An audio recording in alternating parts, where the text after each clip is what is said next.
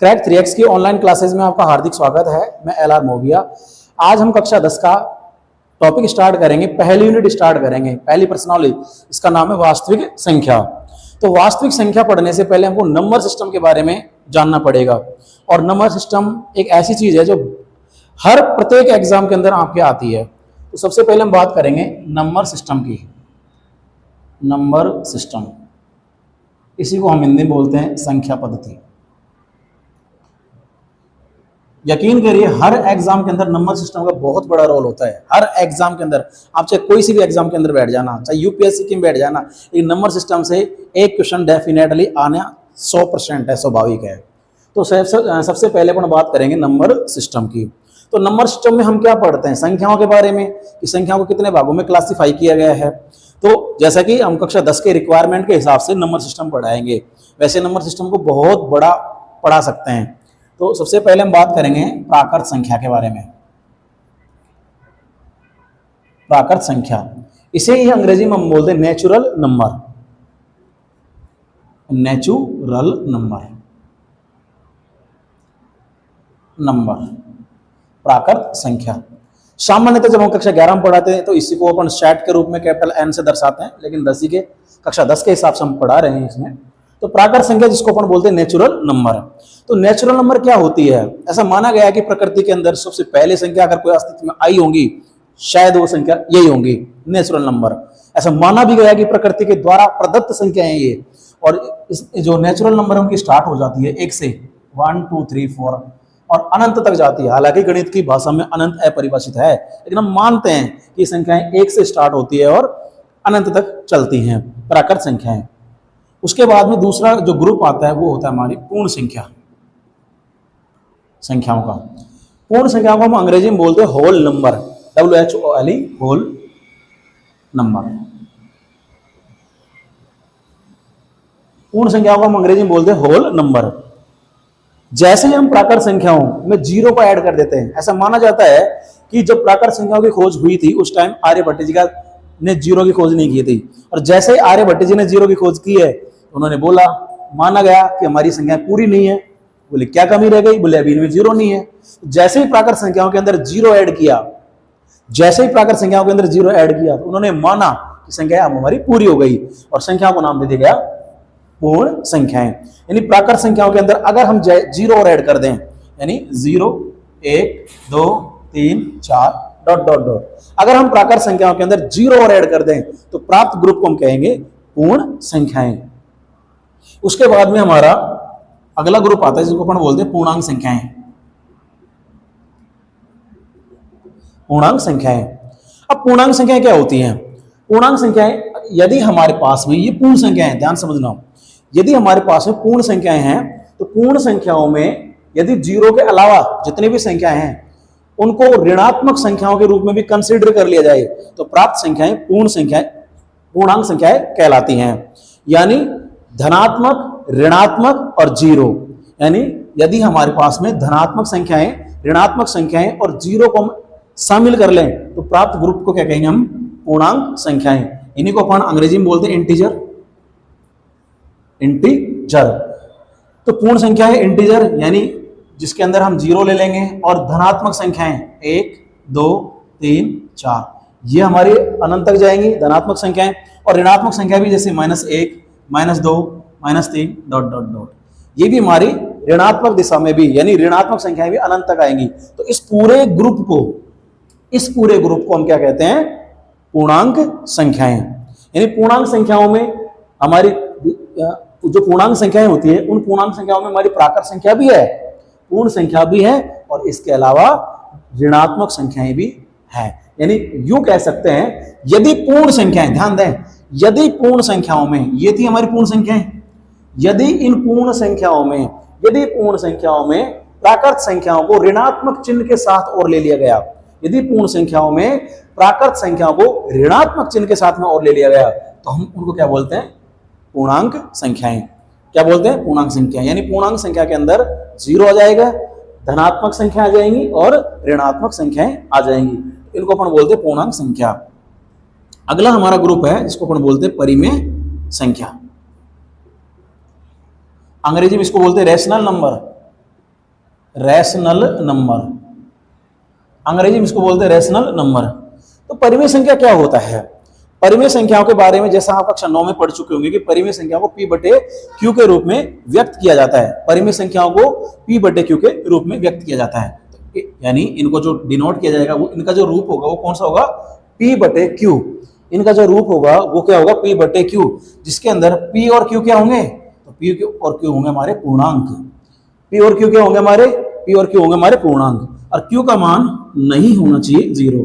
इस बात का विशेष ध्यान रखें, Q का मान 0 नहीं होना चाहिए। यदि Q का मान 0 हो जाएगा, यदि Q का मान 0 हो जाएगा तो हमारी जो वैल्यू प्राप्त होगी, हमारा जो मान प्राप्त होगा वो मान हमारा अनडिफाइंड वैल्यू प्राप्त होगी, अपरिभाषित प्राप्त होगी। यानी ये जो वैल्यू हो जाएगी वो कैसे हो जाएगी? अनंत हो जाएगी। वैल्यू कैसे हो जाएगी? अनंत हो जाएगी। दूसरी बात, पहले ये जो चीज चलती है हमारी परिमेय संख्या की, एक डेफिनेशन तो ये है कि परिमेय संख्या वो होती हैं जिन्हें हम P बटे Q के रूप में व्यक्त करते हैं। परिमेय संख्या वे होती है जिन्हें हम P बटे Q के रूप में व्यक्त करते हैं। इसमें P और Q पूर्णांक होते हैं, Q is not equal to 0। अब अगर जैसे ये डेफिनेशन आती है तो बच्चों के दिमाग में भ्रांति आना स्टार्ट हो जाती है। वो समझते हैं कि परिमेय संख्या तो हमेशा बटे वाली ही होती है, और अगर उनसे पूछ लिया जाएगी क्या 2 एक परिमेय संख्या है, तो बहुत सारे बच्चे कहते हैं कि 2 एक परिमेय संख्या नहीं है, जबकि 2 भी एक परिमेय संख्या है। यही चीज को मैं अभी क्लियर करता हूं 10 सेकंड में। देखिए, P और Q हमारे क्या होंगे? पूर्णांक। P और Q क्या होंगे? हमारे पूर्णांक। यानी P और Q की जगह क्या ले सकते हैं हम? पूर्णांक ले सकते हैं। तो अगर मान लीजिए P की जगह मैंने 2 ले लिया और Q की जगह मैंने 1 ले लिया, तो ये भी तो मेरी P बटे Q के रूप ही बन गई। इसका मतलब 2 भी हमारी क्या है? परिमेय संख्या। ये ध्यान रखने की बात है कि जितने की जितनी संख्याएं हैं, प्राकृत है, पूर्ण है, पूर्णांक है, इसके सब संख्याओं को अपन परिमेय संख्या कह सकते हैं। यानी परिमेय संख्या के अंदर ये सारी संख्या तो ऐड है ही, परिमेय संख्या के अंदर ये सारी संख्या तो ऐड है ही, पूरी की पूरी संख्या परिमेय संख्या के अंदर ऐड है, इसके अलावा भिन्न भी ऐड हैं। ये बड़ी ध्यान रखना। यानी परिमेय संख्या के अंदर ये सारी की सारी संख्याएं तो आएंगी ही आएंगी, इसके अलावा भिन्न भी आ जाएंगी, भिन्न भी आ जाएंगी। तो ये कोई गलत फहमी मत रखना कि 2 परिमेय संख्या नहीं है। हमारी तो 0 भी परिमेय संख्या है, क्योंकि 0 को भी क्या लिख सकते हैं हम? 0 बटे 1। तो ये भी हमारा क्या बन जाएगा? P बटे Q का फॉर्मेट बन जाएगा। अभी मैं थोड़ी देर बाद में डायग्राम से और इसको क्लियर कर दूंगा। तो ये तो परिमेय संख्या की पहली डेफिनेशन थी। परिमेय संख्या की दूसरी डेफिनेशन क्या है? और परिमेय संख्या की जो दूसरी डेफिनेशन चलती है वो चलती है दशमलव प्रसार के आधार पर। किसके आधार पर? दशमलव प्रसार के आधार पर। तो यदि दशमलव प्रसार, तो कई बच्चों को दशमलव प्रसार नहीं आता होगा, तो मैं उसको भी क्लियर कर देता हूं। जैसे मैं 2 तरीके की संख्या ले लेता हूं। जैसे एक मैंने ले लिया 10 बटे 4, एक मैंने संख्या ली 10 बटे 4, तो 10 बटे 4 का जो वैल्यू आएगी वो वैल्यू आएगी 2.5। तो चूंकि 10 बटे 4 हमारी क्या है? P बटे Q की रूप की है। 10 बटे 4 क्या है? P बटे Q की रूप की एक संख्या है, और इसकी जो वैल्यू आई वो कितनी आई? 2.5। इसकी जो वैल्यू आई वो कितनी आई? 2.5। एक और हम परिमेय संख्या ले लेंगे, जैसे हमने ले लिया 10 बटे 3। एक और हमने ले ली संख्या 10 बटे 3, और जैसे हम 10 बटे 3 की वैल्यू निकालेंगे तो इसकी जो वैल्यू आएगी वो आएगी 3.333 और डॉट डॉट डॉट। यानी जैसे हम 10 में 3 का भाग में, देखिए मैं बता देता हूं, जैसे हम 10 में 3 का भाग देंगे, 10 में 3 का भाग देंगे, 3 तिया 9, कितना रिमाइंडर बच जाएगा? 1। यहाँ पर अपन डेसिमल लगाएंगे, यहाँ पर जैसे हमने डेसिमल लगाई तो यहाँ पर 0 आ गया, 3 तिया 9। ऐसे ही संख्या आती रहेंगी, 3 तिया 9, ऐसी संख्या हमारी आती रहेंगी, और यानी ये दशमलव प्रसार कभी भी रुकेगा नहीं। तो या इसी चीज को हम क्या कहते हैं? या इसी चीज को हम कहते हैं 3.3 के ऊपर बार। इसी चीज को हम कहते हैं 3.3 के ऊपर बार। तो परिमेय, ये दोनों के दोनों ही कैसी संख्या थी हमारी? परिमेय संख्या। ये दोनों के दोनों ही संख्या कैसी थी हमारी? परिमेय संख्या। लेकिन हमने क्या देखा कि परिमेय संख्या का दशमलव प्रसार या तो रुक गया या तो शांत हो गया। जैसा कि यहां पर देखिए 2.5, यानी दशमलव के एक अंक बाद में ही दशमलव प्रसार रुक चुका है, जबकि यहां पर दशमलव प्रसार रुका नहीं है। लेकिन यहां पर दशमलव प्रसार रुका तो नहीं है, लेकिन रिपीट कर रहा है। दशमलव प्रसार क्या कर रहा है? रिपीट कर रहा है, यानी बार बार क्या आ रहा है? 3 3 3। तो जब दशमलव प्रसार रुक जाता है तो उस प्रकार के दशमलव प्रसार को हम कहते हैं शांत दशमलव प्रसार। इसको हम बोलेंगे शांत दशमलव प्रसार। अंग्रेजी में इसको हम बोलते हैं टर्मिनेटिंग डेसिमल एक्सपेंशन। और जब दशमलव प्रसार रुकता नहीं है, जैसा कि इसमें है 10 बटे 3 में, जब दशमलव प्रसार रुकता नहीं है जैसा कि 10 बटे 3 है, तो इसको हम बोलते हैं अशांत। अशांत तो क्यों बोला? अशांत इसलिए बोला कि दशमलव प्रसार इसका रुका नहीं है, और अशांत के बाद में एक रिपीटिंग कर रही है तीन की, तीन बार बार आ रहा है, तीन बार बार आ रहा है, इसलिए इसको बोलते हैं अशांत आवर्ती या अशांत पुनरावर्ती दशमलव प्रसार। तो अगर हमको दशमलव प्रसार के आधार पर परिमेय संख्याओं की डेफिनेशन देनी हो, अगर हमको दशमलव प्रसार के आधार पर परिमेय संख्याओं की डेफिनेशन देनी हो, जो कि सबसे बेस्ट डेफिनेशन है, तो हम कह सकते हैं कि परिमेय संख्याएं वे संख्याएं होंगी जिनका दशमलव प्रसार या तो शांत होगा और अदरवाइज दशमलव प्रसार कैसा होगा, अशांत आवर्ती, जैसा कि यहां पर मैंने बताया है। इसके बाद में हमारा जो संख्याओं का ग्रुप आता है वो ग्रुप आता है अपरिमेय संख्या।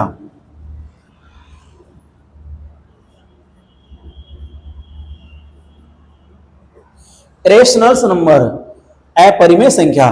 तो अपरिमेय संख्या के बारे में फिर वही बात है, अगर बच्चों से पूछा जाए तो सीधी सीधी बोलेंगे कि वे संख्याएं जिन्हें हम p/q के रूप में व्यक्त नहीं कर सकते, क्योंकि अपरिमेय संख्या की जो डेफिनेशन है वो डेफिनेशन डेसिमल एक्सपेंशन के आधार पर ही रहेगी, दशमलव प्रसार के आधार पर रहेगी। यानी अपरिमेय संख्याओं को उनको कहते हैं जिनका जो दशमलव प्रसार है, उनका जो दशमलव प्रसार है वो दशमलव प्रसार अशांत अनावर्ती होता है, अशांत अनावर्ती। उनका जो दशमलव प्रसार है वो कैसा होता है, अशांत अनावर्ती। अशांत का मतलब रुकता नहीं है, अनावर्ती का मतलब संख्याओं एक विशेष संख्या की या विशेष संख्याओं के समूह की पुनरावृत्ति भी नहीं होती है, इसलिए अपन बोलते हैं उसको अशांत अनावर्ती। जैसे उदाहरण के लिए हमारा √2, तो √2 का जो अगर आप वैल्यू निकालोगे तो इसकी जो वैल्यू निकल के आएगी √2 की, तो इसके जो वैल्यू निकलेगी उसमें दशमलव के बाद में संख्याएं आएंगी, वो रुकेंगी नहीं और ना ही रुकेंगी और ना ही रिपीट करेंगी। अगर वो संख्याएं रुक नहीं रही तो हम क्या कह सकते हैं, अशांत है, और अगर वो रिपीट भी नहीं कर रही है तो हम क्या कह सकते हैं, अनावर्ती है। क्या बोलेंगे, अनावर्ती। तो जैसे √2 का, तो √2 का दशमलव प्रसार भी अशांत अनावर्ती प्रकार का होता है। ऐसे √3 का दशमलव प्रसार भी हमारा कैसा होता है, अशांत अनावर्ती प्रकार का होता है। √2 है, √3, √5, √4 का नहीं होगा भाई, क्योंकि √4 की वैल्यू कितनी आ जाती है, 2 आ जाती है, तो वो तो हमारी परिमेय संख्या बन जाती है। √5 है, और एक विशेष रूप से संख्या का ध्यान रखें जिसका मतलब है पाई, और ये बोर्ड में भी पूछा जा चुका है और एक कंपटीशन का फेवरेट क्वेश्चन है पाई। पाई भी हमारी कौन सी संख्या है, अपरिमेय संख्या। अब बहुत सारी भ्रांति होती है पाई के बारे में, कि पाई का मान तो सर 22/7 होता है, और अगर पाई का मान 22/7 है तो this is the form of p/q। भाई पाई का मान 22/7 होता है, इसके हिसाब से फिर p/q के रूप की होनी चाहिए, नहीं। पहली बात तो पाई का मान 22/7 एग्जैक्टली होता ही नहीं है, पहली बात। पाई का मान 22/7 जो हम पढ़ते हैं वो इसका लगभग मान है, सन्निकट मान है, अप्रोक्सीमेटली मान है। सवाल दूसरा कि जब पाई का मान 22/7 नहीं होता है तो कैलकुलेशन में लेते क्यों है। लेकिन चूंकि अगर आपने जिंदगी में पाई की डेफिनेशन पढ़ी हो तो पाई की डेफिनेशन होती है, पाई बराबर होता है हमारा परिधि बटे व्यास।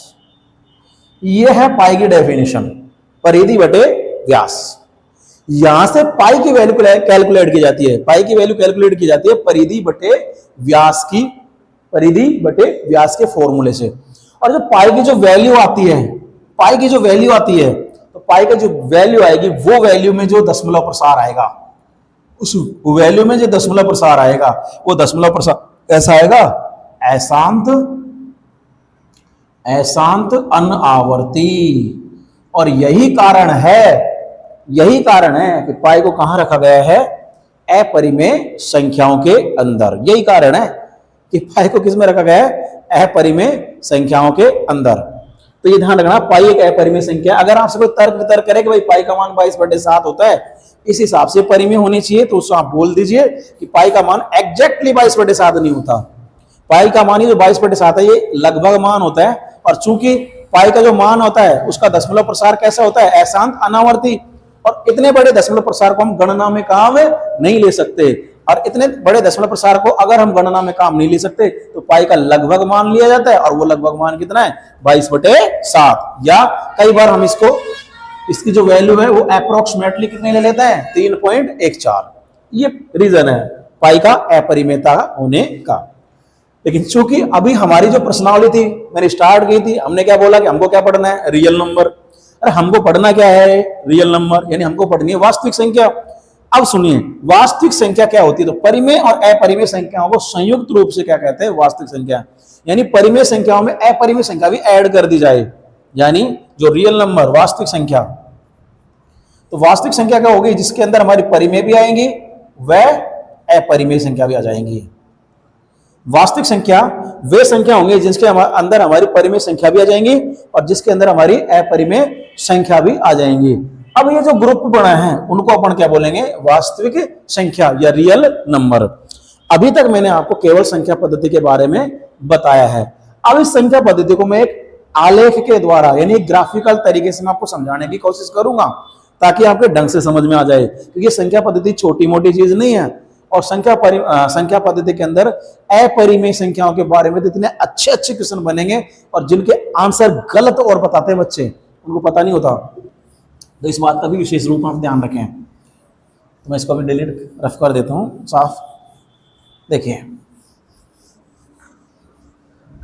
अभी जो मैंने आपको बताया है कि वास्तविक संख्याओं में प्राकृत संख्याओं में जीरो ऐड कर दी, पूर्ण संख्याएं, पूर्ण फिर नेगेटिव संख्या यानी ऋणात्मक संख्याएं ऐड कर ली, पूर्णांक बन गई, पूर्णांक में हमारी भिन्न शामिल हो गई, फिर हमारी परिमेय बन गई और परिमेय के बाद में अपरिमेय संख्याओं का ग्रुप अलग था। ध्यान रहे परिमेय संख्याओं तक ग्रुप बढ़ता है, ध्यान रखें बच्चे, परिमेय संख्या तक संख्याओं का ग्रुप बढ़ता है जबकि अपरिमेय संख्या का ग्रुप बिल्कुल सेपरेट है। ये ध्यान रखने की बात है। तो मैं इसको एक आलेख या ग्राफिकल द्वारा आपको समझाता हूं जिसको वेन डायग्राम कहते हैं उच्चतर कक्षाओं के अंदर। तो जैसे मान लो कि मेरे पास में कुछ संख्याएं थी 1 2 3 डॉट डॉट डॉट। अगर ये संख्याएं थी, ध्यान दें, अगर मेरे पास में 1 2 3 4 ये संख्याएं थी 1 2 3 4 डॉट डॉट डॉट इनफाइनाइट, अगर मेरे पास में ये संख्याएं थी तब तक तो हम इसको बोल रहे थे क्या, प्राकृत संख्या। अभी जो समझ में आएगा ना वो सबसे बेस्ट समझ में आएगा इसके द्वारा। अभी जो समझ में आएगा, यदि मेरे पास में संख्या थी 1 2 3 डॉट डॉट डॉट, इसका मतलब अभी तक जो संख्याएं थी वो कैसी थी, हमारे पास में प्राकृत संख्या। ध्यान रखें ये जो व्रत मैंने बनाया है ना, ये व्रत, इसके व्रत के अंदर की सारी संख्याएं प्राकृत संख्याओं के अंदर आ रही हैं। इस व्रत के अंदर सारी संख्याएं प्राकृत संख्या आ रही हैं। अब इसके बाद में मान लो प्राकृत संख्याओं में थोड़ा सा लाइट का इश्यू हो गया था, तो अभी मान लो आपके पास में प्राकृत संख्याएं थी, इनके अंदर मान लो जीरो और ऐड कर दिया। ध्यान रखें अगर इनके अंदर जीरो भी शामिल कर दिया तो अब ये प्राकृत संख्या नहीं बची। ध्यान रखना अगर इनके अंदर जीरो भी शामिल कर दिया तो अब ये प्राकृत संख्याएं नहीं बची। अब इनको क्या बोलेंगे अपन, पूर्ण संख्याएं। मेरा समझाने का इतना पर्पस है, वेन डायग्राम नहीं है, वेन डायग्राम अलग ही टाइप का बनता है। ये पूर्ण संख्या कैसे बनी, क्या पूर्ण संख्या में प्राकृत संख्या ऑलरेडी मौजूद है? हाँ बिल्कुल मौजूद है। यानी इसके अंदर केवल जीरो ऐड करना पड़ा, प्राकृत संख्याओं के अंदर केवल जीरो ऐड किया तो संख्या क्या बन गई, पूर्ण संख्या। यानी प्राकृत संख्याओं में जीरो ऐड करने पर हमारी कौन सी संख्या मिली, पूर्ण संख्या। यानी अभी ग्रुप बढ़ा है, एक संख्या बढ़ने से ग्रुप बढ़ा। अगर मैं इसके अंदर नेगेटिव संख्या भी ऐड कर लूं, अगर मान लो मैं इसके अंदर नेगेटिव संख्या भी ऐड कर लेता हूं, जैसे -2 है, -3 है, -4 है, समस्त ऋणात्मक संख्याएं, अगर मैं मान लो इसके अंदर समस्त ऋणात्मक संख्याएं भी ऐड कर लेता हूं तो ऐसी स्थिति में मेरे बच्चे क्या बन जाएंगे, पूर्णांक संख्याएं। यानी मैं आपको समझाना यह चाह रहा हूं कि प्राकृत संख्याओं में जैसे ही जीरो ऐड हुआ पूर्ण बन गई और उनमें और नेगेटिव संख्या ऐड की पूर्णांक बन गई।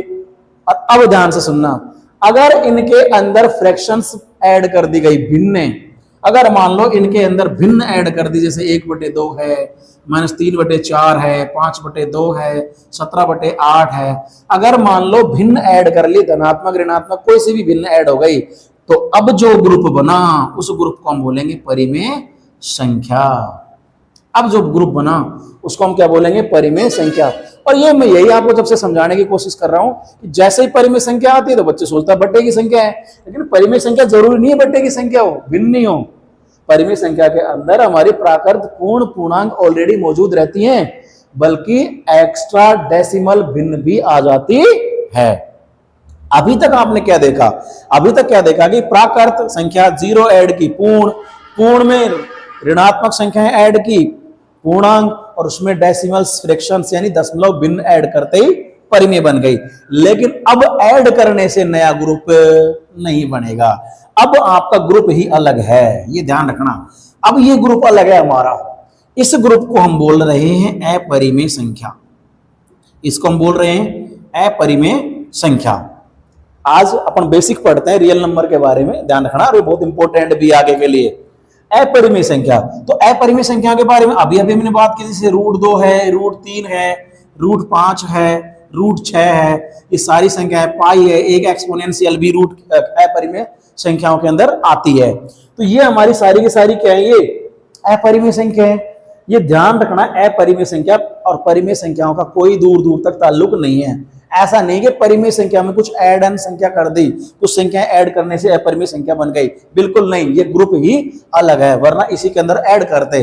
अब ध्यान रखना, अगर मान लो इन दोनों संख्याओं को हम मिला लिया जाए, मान लो इनको मिक्सिंग, मैं एक तरीके से कह रहा हूं कि इन संख्याओं को मिक्स कर लिया, हमने एक नया ग्रुप बना दिया, और इसमें हमारी परिमेय भी आ गई। परिमेय आने का मतलब प्राकृत आ गई, पूर्ण आ गई, पूर्णांक आ गई, भिन्न आ गई, सब कुछ आ गई, अंडर रूट वाली अपरिमेय संख्या आ गई, पाई आ गई, एक्सपोनेंशियल वाला ई आ गया। अब इस ग्रुप को एक बहुत बड़ा वृहद ग्रुप बन गया, इस ग्रुप को हम बोलेंगे वास्तविक संख्या। क्या बोलेंगे? वास्तविक संख्या। आई होप समझ में आया होगा। तो यह है हमारी संख्याओं का क्लासिफिकेशन। आप जैसे आगे जाओगे तो संख्याओं के बारे में और भी पढ़ोगे, काल्पनिक संख्या भी पढ़ोगे आप लोग, तो यह हमारी वास्तविक संख्याएं हैं। तो संख्याओं के ग्रुप बहुत सारे होते हैं, इसी में आगे हम पढ़ेंगे अभाज्य संख्याएं, भाज्य संख्याएं, सम संख्याएं, विषम संख्याएं, ये सारी क्लासिफिकेशन होती है फिर संख्याओं के, ठीक है ना। सह अभाज्य संख्याएं, तो ये चीजें हम पढ़ेंगे, इनकी हमको रिक्वायरमेंट होगी, ध्यान रखना। तो अभी हमने पढ़ा संख्या पद्धति के अंदर क्या, प्राकृत संख्या, पूर्ण संख्या, पूर्णांक संख्या, परिमेय संख्या, अपरिमेय संख्या और वास्तविक संख्या। अब हम कुछ फैक्ट्स समझेंगे अपरिमेय संख्याओं के बारे में। अपरिमेय संख्याओं के बारे में कुछ फैक्ट है।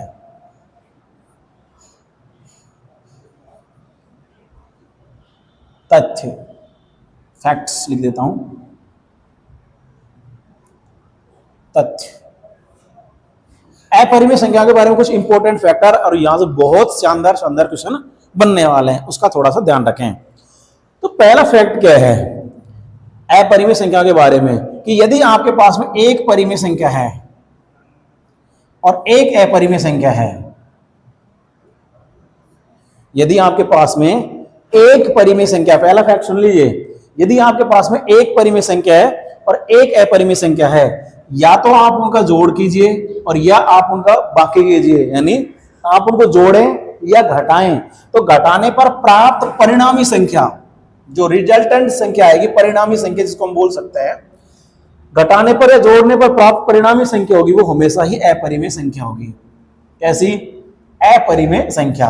एग्जाम्पल ले लीजिए इसके, जैसे मान लीजिए मेरे पास में एक संख्या है 2, इसलिए मैंने बताया था परिमेय संख्या है 2। बच्चे सोचते हैं कि 2 हमारी नेचुरल नंबर है और परिमेय संख्या के अंदर क्या आती है, बट्टे की संख्या आती है, ये तो बट्टे की संख्या नहीं है। इसलिए मैंने आपको बताया था कि जैसे हमारे पास में एक संख्या थी 2 और इसके अंदर हमने √3 जोड़ दिया, तो चूंकि 2 तो हमारी परिमेय संख्या है और √3 हमारी अपरिमेय संख्या है, लेकिन 2 + √3 ये जो संख्या बनी है परिणामी संख्या, ये परिणामी संख्या कौन सी संख्या होगी हमारी?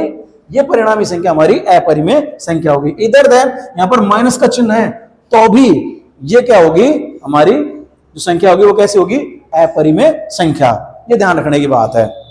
यानी एक परिमेय और एक अपरिमेय संख्याओं को अगर जोड़ा जाए या घटाया जाए तो प्राप्त परिणामी संख्या कैसी होगी?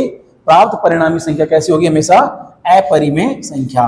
प्राप्त परिणामी संख्या कैसी होगी? हमेशा अपरिमेय संख्या होगी। जैसे मान लो आपके पास है √5 और √5 और मान लो 6 है या -6 है, तो ये भी हमारी कौन सी संख्या है? ये भी हमारी कैसी संख्या है? अपरिमेय संख्या है। अब मैं चाहता तो गुणा और भाग भी इसी में समझा देता, लेकिन मैंने नहीं समझाया, उसका भी बड़ा रीजन है और उसका बहुत बड़ा रीजन है, उसको ध्यान से समझ लेना। कि मान लीजिए परिमेय और अपरिमेय की संक्रिया क्या जोड़ बाकी की, तो कैसी संख्या मिलेगी? परिणामी अपरिमेय मिलेगी। दूसरी संख्या, दूसरा नियम ध्यान रखना, और उस नियम को ध्यान से ही समझ लेना। यदि अपने पास में एक परिमेय संख्या है और एक अपरिमेय संख्या है, ध्यान समझने, ये इंपॉर्टेंट है। और ये यहां तो इतना ज्यादा डीपली नहीं पूछा जाता, लेकिन कंपटीशन बहुत ठीक ठाक पूछा जाता है।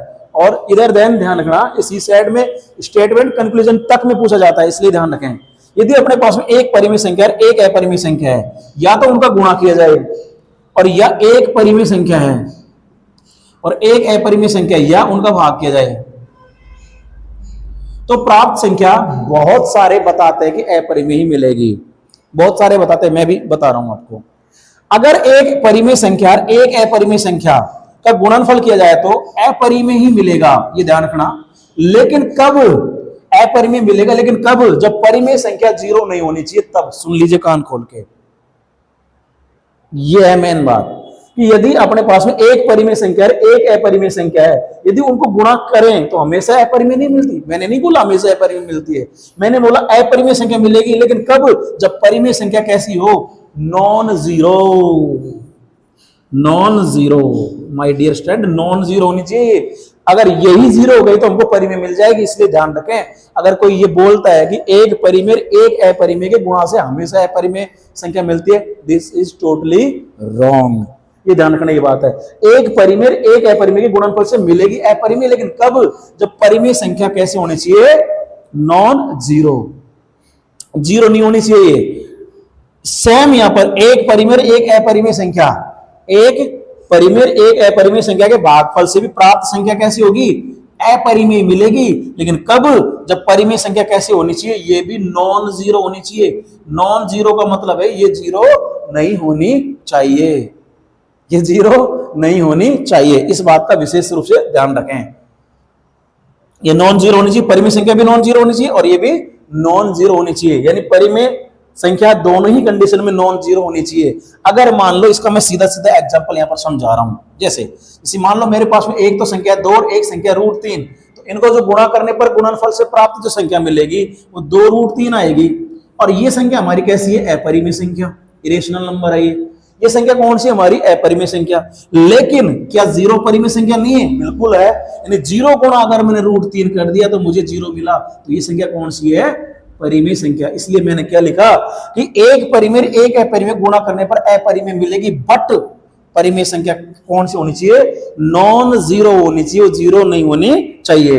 ये ध्यान रखना, जीरो को छोड़ना है उसमें। और मान लो जैसे हमारे पास में एक परिमेय संख्या, जैसे मान लो 3 है और उसमें भाग दे दिया हमने √2 का, तो ये जो संख्या मिलेगी, क्योंकि ये तो हमारी परिमेय संख्या है, ये हमारी अपरिमेय संख्या है, तो परिणामी जो संख्या मिलेगी, रिजल्टेंट जो संख्या मिलेगी, ये परिमेय ये अपरिमेय की संक्रियाई भागफल की, इससे जो रिजल्टेंट जो संख्या मिलेगी वो संख्या कैसी मिल रही है? अपरिमेय। लेकिन आपको मैं फिर बता दूं, क्योंकि मैंने परिमेय संख्या 3 ली है जो कि नॉन जीरो है। अगर मैंने यहीं पर जीरो ले ली, 0/√2 ले लिया, तो संख्या मुझे मिलेगी 0, जो कि परिमेय है। तो इस बात का जरा ध्यान रखें, इस बात का जरा ध्यान रखें कि परिमेय अपरिमेय संख्या, परिमेय अपरिमेय संख्या के गुणनफल से और भागफल से भी सामान्यतया, मैं हमेशा नहीं बोल रहा, सामान्यतया अपरिमेय संख्या मिलती है। लेकिन कब? जब हमारी परिमेय संख्या नॉन जीरो होगी, तब तो अपरिमेय मिल जाएगी। और अगर परिमेय संख्या 0 हो गई तो संख्या मिलेगी परिमेय, ना कि अपरिमेय, जो कि यहां पर मैंने स्पष्ट भी कर दिया है। जीरो नहीं होनी चाहिए। अब देखिए, एक रिजल्ट तो ये हो गया, 2 रिजल्ट हो गए, तीसरा रिजल्ट और अभी आपसे क्लियर कर देते हैं।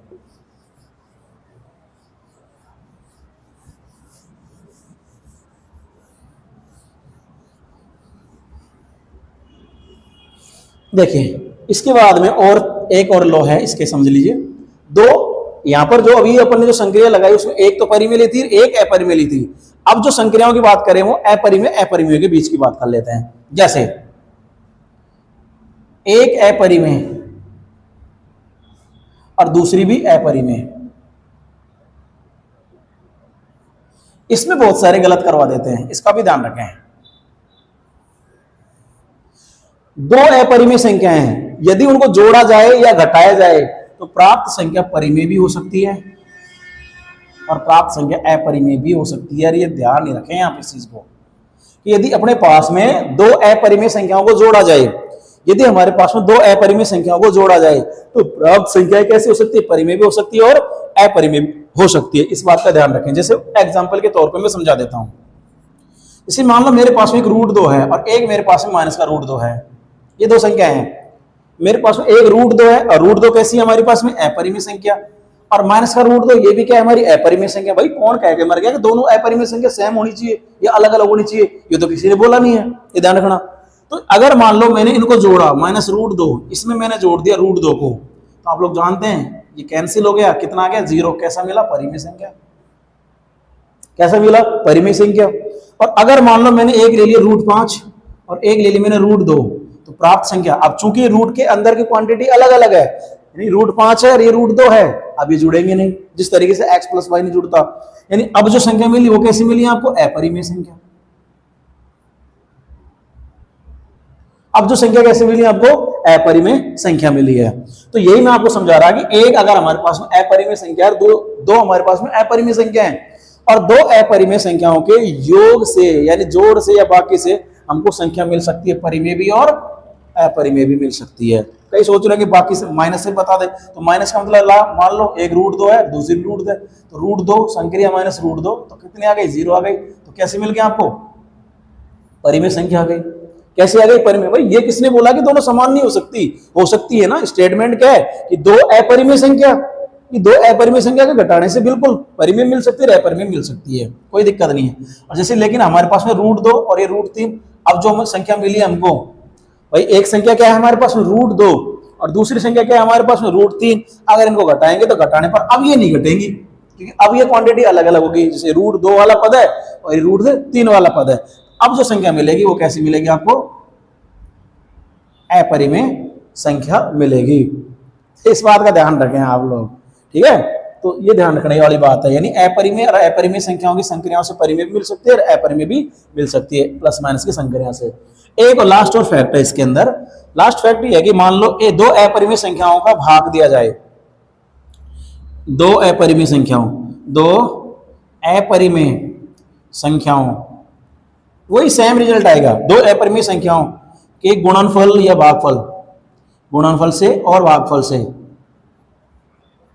दो अपरिमेय संख्याओं के गुणनफल से भी और भागफल से भी जो प्राप्त संख्या होगी वो भी आपकी परिमेय भी हो सकती है, अपरिमेय भी हो सकती है। ये कैसी हो सकती है, परिमेय भी हो सकती है, और ये कैसी हो सकती है, अपरिमेय संख्या भी हो सकती है। ये आपकी रेशनल नंबर भी हो सकती है, ये आपकी इरेशनल नंबर भी हो सकती है, परिमेय संख्या भी हो सकती है और अपरिमेय संख्या भी हो सकती है। इसको भी जरा ध्यान से समझना।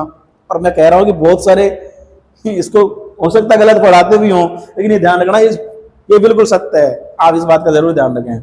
अब दो अपरिमेय संख्या गुणनफल परिमेय कब होगी, अपरिमेय कब है, दो एग्जांपल में रहेगा, क्लियर कर देता हूं।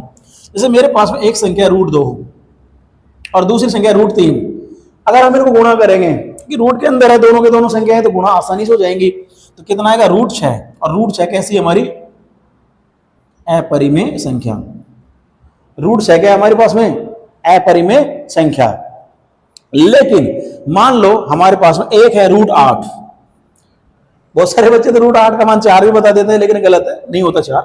रूट 8 गुणा रूट 2, हमारे पास दूसरी संख्या ले ली, रूट 8 गुणा रूट 2। आप लोग जानते हैं इसका आंसर आएगा रूट 16, और रूट 16 का मान कितना आएगा, 4। अब कौन सी संख्या आ गई, परिमेय संख्या। तो कौन संख्या मिली आपको, अब ये जो संख्या मिली वो कैसे मिली हमको, परिमेय संख्या मिली। तो इस बात का ध्यान रखें, इस बात का ध्यान रखें। मैं थोड़ा सा क्विक रिवीजन कराऊंगा तो घबराना भी मत आप लोग। तो अगर हमारे पास में दो अपरिमेय संख्याएं हैं, चाहे उनको जोड़ा जाए, घटाया जाए, गुणा किया जाए, अविभाग करेंगे, भाग किया जाए, तो प्राप्त संख्या परिमेय भी हो सकती है और प्राप्त संख्या अपरिमेय भी हो सकती है। इस बात का विशेष रूप से ध्यान रखें। इसे मान लो, अब मेरे पास मान लो एक है रूट 8 और दूसरा है रूट 2, भाग दे रहे हैं आराम से, कौन मना कर रहा है भाई, रूट 8 में रूट 2 का भाग दे रहे हैं हम। तो इसको हम क्या कह सकते हैं, 8/2 का कॉमन रूट, 8/2 का कॉमन रूट, क्योंकि यहाँ पर भी रूट लग रहा है, यहाँ पर भी अंडरूट लग रहा है, यानी कितना आएगा, रूट 4। रूट 4 का मान कितना आ गया, 2। ये ध्यान रखना, ये तुम्हारी बोर्ड के एग्जाम में एबीसीडी में आते हैं, इनको कोई फालतू चीज मत समझना आप। तो रूट 4 का मान कितना आ गया, 2। कौन सी संख्या है, परिमेय संख्या। कौन सी संख्या है, परिमेय संख्या है। और लेकिन अगर मैं कह दूं कि रूट 5 और बटे रूट 2, तो इसका कोई आंसर आएगा तो कितना आएगा, वही आएगा, रूट 5/2। अब ये कौन सी है, तो ये कौन सी हमारी अपरिमेय संख्या। तो मैंने सारी चीजें आपको समझा दी कि अगर दो संख्याएं अपरिमेय हैं दोनों, अगर दो संख्याएं अपरिमेय हैं तो उनका जोड़, बाकी, गुणा, भाग परिमेय भी आ सकता है और अपरिमेय भी आ सकता है। इस बात का विशेष रूप से आप क्या रखेंगे, ध्यान रखेंगे। तो ये हमने संख्याओं के बारे में आपको बताया है। अभी संख्याओं के बारे में समझना बहुत इंपॉर्टेंट है मेरे बच्चे, वरना यूनिट स्टार्ट नहीं कर पाएंगे। अब देखिए, इसके बाद में हम संख्याओं के थोड़ा सा हमको जो जरूरत है उस हिसाब से संख्याओं के बारे में हमको पढ़ना जरूरी है। अब हम पढ़ रहे हैं अभाज्य संख्याएं।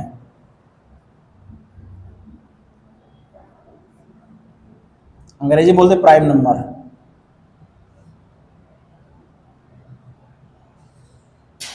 अभाज्य संख्याएं, अब सामान्यतः स्कूलों में तो यही पढ़ाया जाएगा कि वे संख्याएं जिनमें खुद के और एक के अलावा किसी अन्य संख्या का भाग नहीं जाए उनको अभाज्य संख्याएं कहते हैं। कुछ हद तक वो डेफिनेशन सही भी है, लेकिन असलियत जो अभाज्य संख्या की अगर वो डेफिनेशन है तो पहली बात तो अभाज्य संख्याओं की अगर वो डेफिनेशन है तो फिर ऐसी स्थिति में एक को ना तो भाज्य कहा जाता ना ही अभाज्य कहा जाता। फिर वो डेफिनेशन के अकॉर्डिंग हम एक को कहां रखें, उस बात को ध्यान रखें।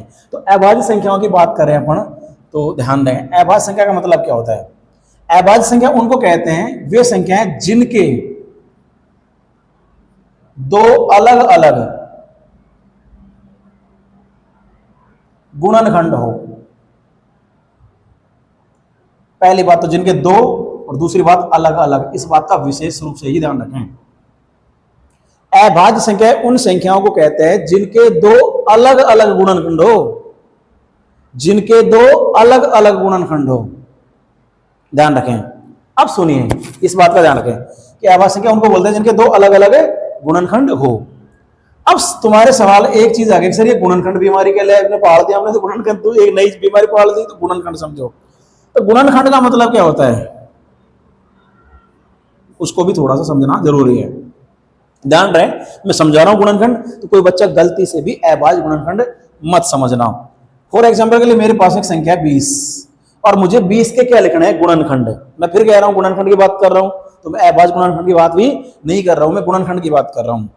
तो 20 के गुणनखंड कौन होंगे, 20 के गुणनखंड वे संख्याएं होंगी जिनका 20 में क्या चला जाए, भाग। उदाहरण के लिए 1, उदाहरण के लिए 2, 1 का भाग 20 में चला जाएगा, 2 का भाग 20 में चला जाएगा।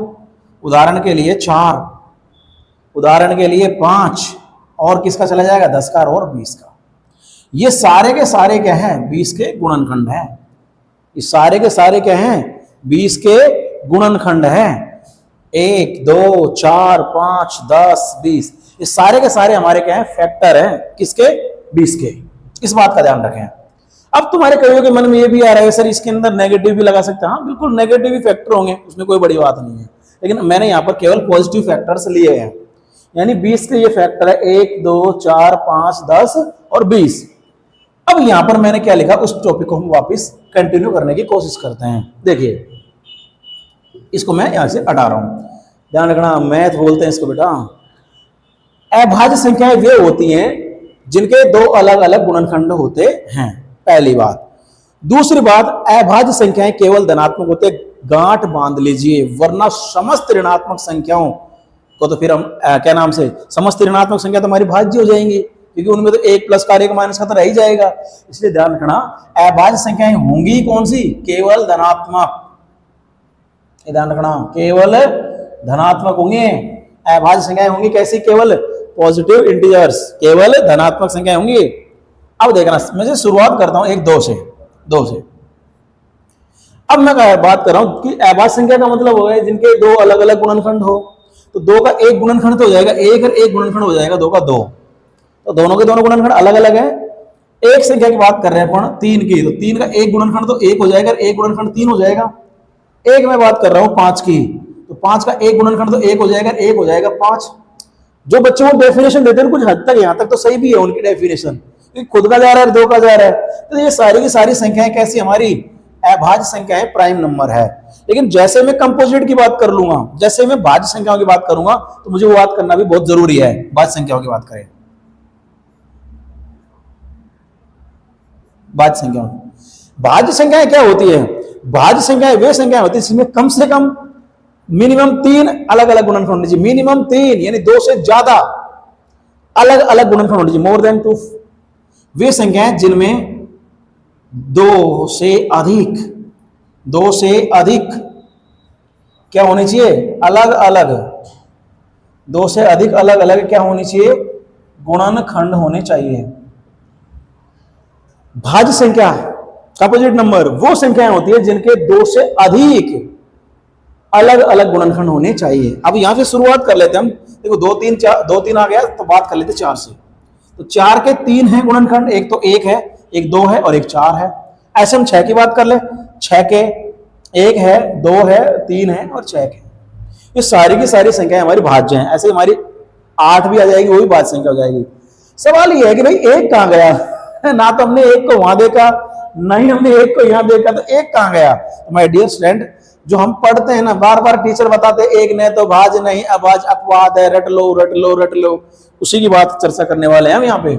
जैसे मेरे पास में एक संख्या 1, अब इसके अगर मैं फैक्टर करूंगा तो भाई करूं भी क्या, 1 धनात्मक फैक्टर करूं तो कितना, 1। आई समझ में? अगर मैं इसके फैक्टर करूं तो कितना आएगा, 1। दूसरा, इसका डिफरेंट फैक्टर हो ही नहीं सकता। हाँ, अगर तुम्हें सोच रहे हो कि नेगेटिव ले ले तो नेगेटिव नहीं लेंगे, ऐसे तो आपकी सारी की सारी संख्या क्या हो जाएंगी, भाज्य हो जाएंगी, ठीक है ना। तो इसका केवल एक ही फैक्टर होगा, 1। अब देखिए ये ना तो ये हमारी अभाज्य संख्या कैटेगरी में आ रहा है, क्योंकि अभाज्य संख्याओं में भी कितने डिफरेंट फैक्टर होते हैं, 2 धनात्मक फैक्टर लेने हैं, को पहले ही बोल दिया था मैंने, इसमें भी।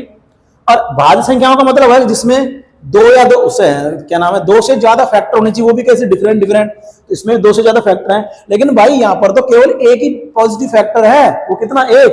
इसलिए हम ना तो इनको अभाज्य में रख पा रहे हैं और ना ही भाज्य में। इसलिए ध्यान रखना कि 1 जो हमारी संख्या है वो नॉइदर प्राइम नॉर कंपोजिट, न तो ये हमारी अभाज्य संख्या है और न ही हमारी ये भाज्य संख्या है। इस बात का विशेष ध्यान रखें। तो ये हुई हमारी अभाज्य संख्याओं की बात। अब अभाज्य संख्याओं के बाद में हम चर्चा करने वाले हैं सह अभाज्य संख्या की। सारी जो बता रहा हूं सारी काम आएगी। अभाज्य संख्याओं की बात करें तो मैं कुछ अभाज्य संख्या लिख भी देता हूं बच्चों, जो हमको अभाज्य गुणनखंड करते टाइम काम भी आएंगे। तो अभाज्य संख्याओं की स्टार्टिंग होती है 2 से, 2 3 5 7 11 13 17 19 23, उसके बाद में आपकी आती है 29, उसके बाद में आती है 31, उसके बाद में आती है 37, उसके बाद में आती है 41 और उसके बाद में आती है 47। 50 तक तो मैंने लिखी दी, ये ध्यान रखना। 50 तक मैंने प्राइम नंबर आपके साथ लिख दी है, यानी ये 50 तक प्राइम नंबर है। अब यहां से एक चीज और पूछता है वो, उसको ध्यान रखना।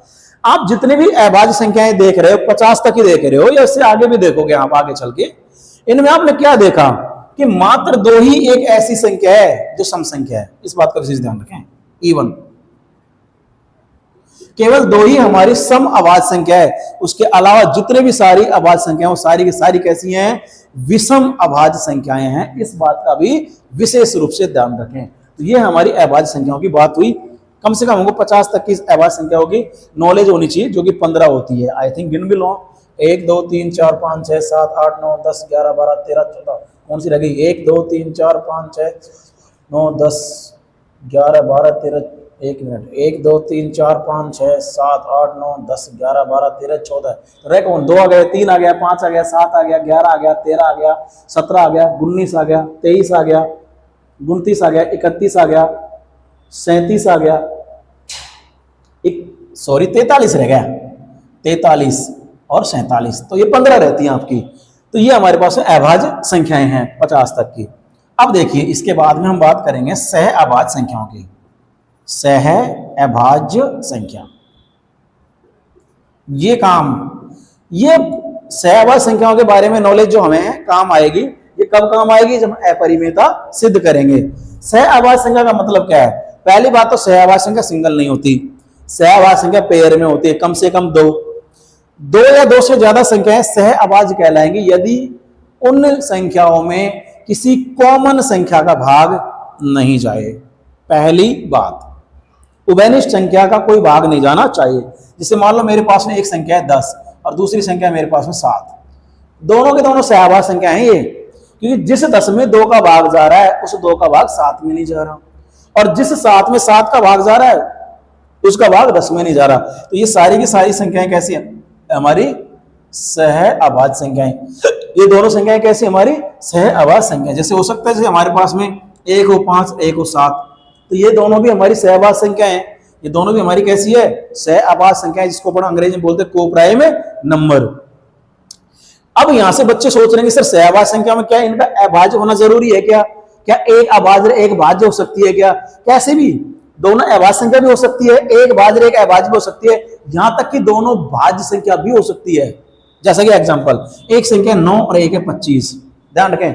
अब 9 पर्सनली खुद भाज्य संख्या है क्योंकि 3 का भाग जा रहा है, 25 खुद भी पर्सनली भाज्य संख्या क्योंकि 5 का भाग जा रहा है, लेकिन दोनों कैसी हैं ये दोनों के दोनों हमारी क्या है सह अभाज्य संख्याएं, क्योंकि जिस 9 में 3 का भाग जा रहा है उस 3 का भाग 25 में नहीं, और जिस 25 में 5 का जा रहा है उसमें उस 5 का भाग 3 में नहीं जा रहा, इसलिए इनको क्या बोलते हैं सह अभाज्य संख्याएं। तो सह अभाज्य संख्याओं के बारे में आप पहली बात तो कह सकते हैं कि सह अभाज्य संख्याएं वे होती है जिनमें किसी उभयनिष्ठ संख्या का भाग नहीं जाए, या दूसरी बात ये भी कह सकते हो जिनमें कोई कॉमन फैक्टर नहीं होता, कॉमन गुणनखंड नहीं होता। गुणनखंड का मतलब वही है कि सह अभाज्य संख्याएं वो होंगी जिनमें कोई उभयनिष्ठ गुणनखंड नहीं है, तो ये हुई हमारी सह अभाज्य संख्याएं।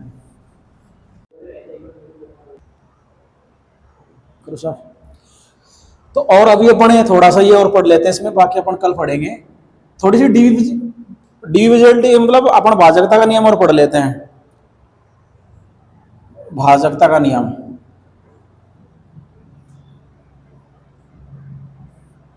लॉ ऑफ डिविजिबिलिटी यानी भाजकता का नियम पढ़ेंगे अपन, जिसमें अपन को मुख्य रूप से 2 की भाजकता का नियम आना चाहिए, 3 की 1 5 की, ये काम चाहिए अपन को बस। इसमें तो जो फिलहाल जो अपन को काम चाहिए वो 2 की 3 की और 5 की भाजकता का नियम अपन को पता होना चाहिए। तो देखिए 2 की भाजकता का नाम क्या है, 2 की भाजकता का नियम क्या है,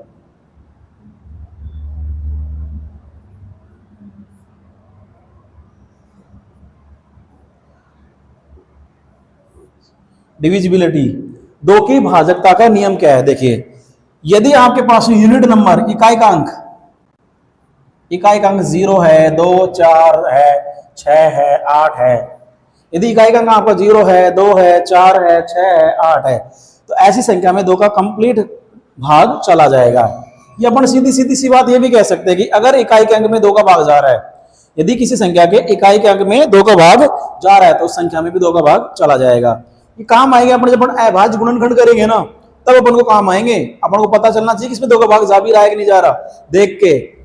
ऐसे नहीं कि अपन 2 का भाग दे के चेक कर रहे हैं, 3 का भाग दे के चेक कर रहे हैं, 5 का भाग दे के चेक कर रहे हैं, तो कम से कम 2 3 और 5 इनका तो अपन को देखते ही पता चल जाना चाहिए कि भाग जाएगा कि नहीं जाएगा।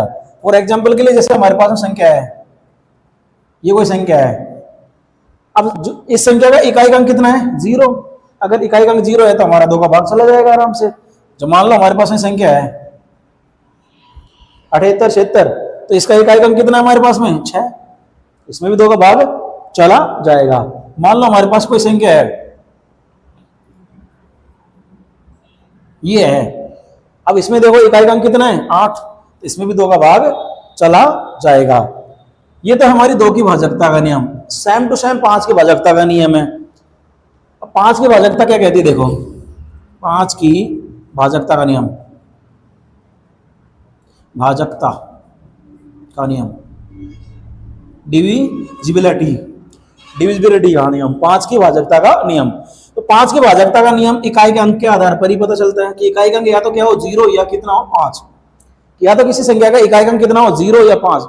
मेरे से अगर कोई पूछे तो मैं सीधे सीधे कहता हूं 2 की 5 की भाजकता का नियम एक ही है। अगर इकाई का अंक में अगर 2 का भाग जा रहा है तो संख्या में 2 का भाग जाएगा, इधर अगर इकाई के अंक में 5 का भाग जा रहा है तो संख्या में 5 का भाग जाएगा, सीधी सट बात है। 2 की भाजकता का नियम वही है, इकाई का अंक यही तो है, और जिनमें जो भी इकाई का अंक है उसमें 2 का भाग जा रहा है, वही बात है। और यहाँ पर अगर इकाई का अंक 0 या 5 है तो इकाई का अंक 5 का भाग जा रहा है, बात वही पड़ेगी आपकी। तो 5 की भाजकता का नियम क्या कहता है कि या तो आपकी इकाई का अंक कितना होना चाहिए 0, और यहाँ आपको इकाई का अंक कितना आना चाहिए 5, तो उसमें 5 का भाग जरूर जाएगा। जैसे उदाहरण के लिए ये कोई संख्या है 3780, तो इसमें इकाई का अंक कितना है 0, अगर इकाई का अंक 0 है तो इसमें भी 5 का भाग चला जाएगा। ये है 7875, ये कोई भी संख्या है, अब इसमें इकाई का अंक कितना हमारे पास में 5, अगर इकाई का अंक 5 है तो इसमें भी 2 का भाग जरूर जाएगा। इस बात का विशेष रूप से ध्यान रखें। तो ये हमारे नियम काम आएंगे। एक हमारे 3 का और आएगा, ध्यान रखना, आएंगे तो और भी 2, 3, 5, 7, लेकिन वो 7 का अपन दे के चेक कर सकते हैं। हालांकि 7 का नियम भी है, लेकिन जितने देर में अपन नियम चेक कर रहेंगे उतने देर में अपन दे के ही चेक कर लेंगे। उसके बाद में 11 का भी रूल है, नियम है, लेकिन फिर वही बात है, दे के चेक कर सकते हैं, उसमें ज्यादा दिक्कत नहीं आती है। 3 की भाजकता का नियम क्या है? 3 की भाजकता का नियम, 3 की भाजकता का नियम है, अगर अंकों का जोड़ में 3 का भाग चला जाए तो संख्या में 3 का भाग जरूर जाएगा। सम ऑफ द डिजिट्स,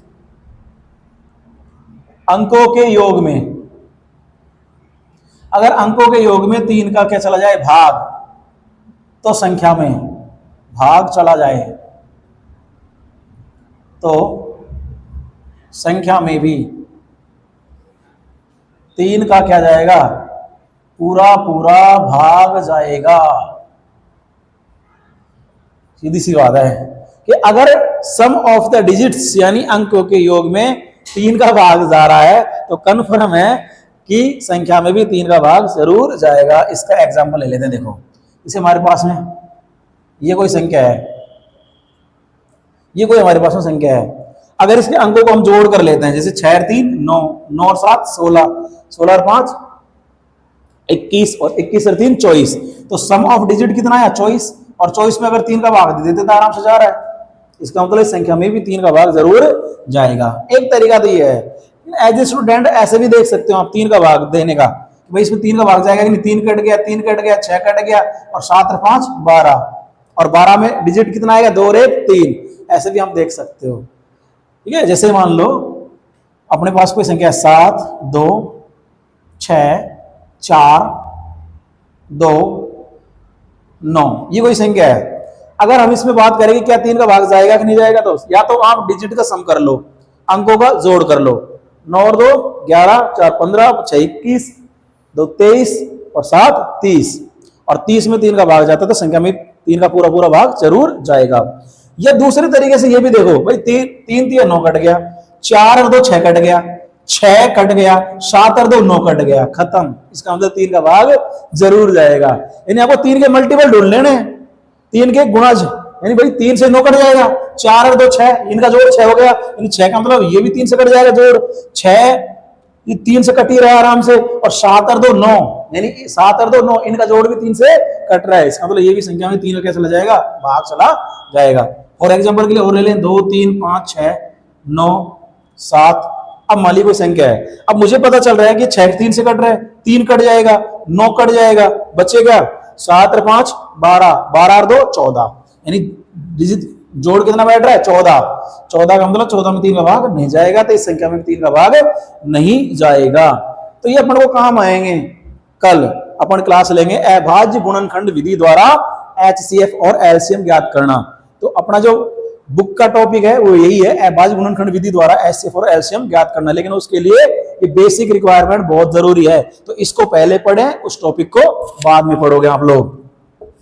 तो एक मैं शॉर्ट में बता देता हूं, 2 की और 5 की भाजकता का नियम सेम है।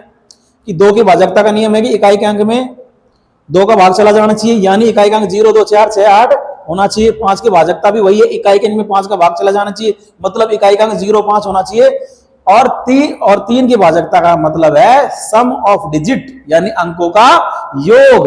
अगर अंकों के योग में 3 का भाग जा रहा है तो माय डियर स्टूडेंट संख्या में भी 3 का भाग जरूर जाएगा।